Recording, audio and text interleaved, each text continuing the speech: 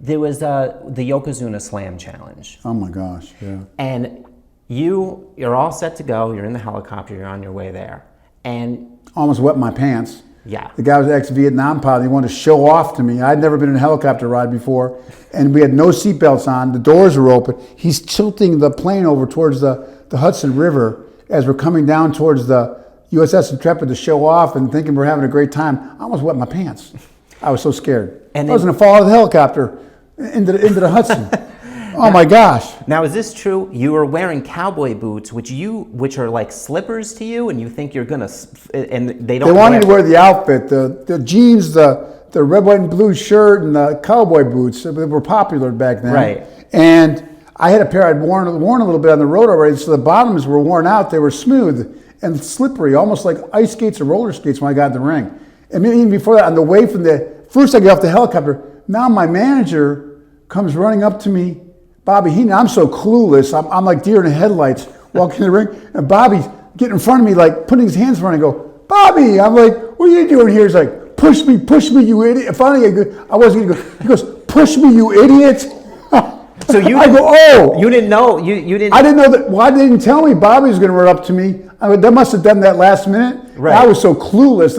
I didn't get with the improvisation. And when I saw Bobby, Bobby's going to the ring with me. So I'm like wanting to embrace Bobby, put my arm around him. And Bobby said, finally, like, push me, you idiot. Wow.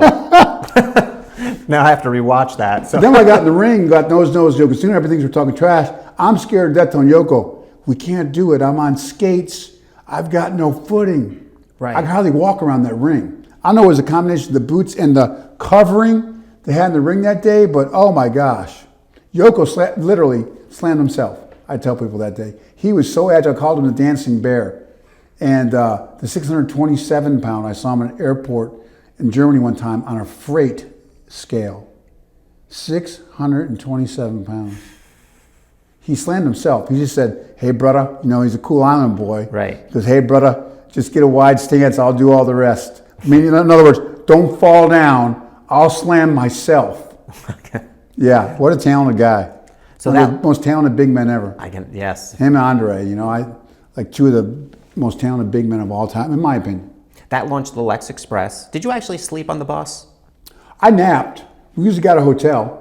Okay. We drove all night sometimes, so I guess I kind of did. Right. So we put on a lot of miles. What they portrayed on television was a yeah. shoot. It was a 6-week, pretty much, almost tip to tip all over. Definitely. Were you prepared for that? I mean, you couldn't really work out. Like, did that really throw you off? Like doing something like that? I lost a little bit of weight, but I'd get to the gym usually in the evenings. They'd give me like an hour to train at night in the gym. Okay. Because we'd start at like 5 in the morning doing morning radio shows in each city, and then I'd go to the TV stations to do the weather and all day. And we go to like 2 shopping malls, and then during the day, and then in the evening they give me sometimes like an hour to work out if they didn't have anything else, and we started all over again the next day.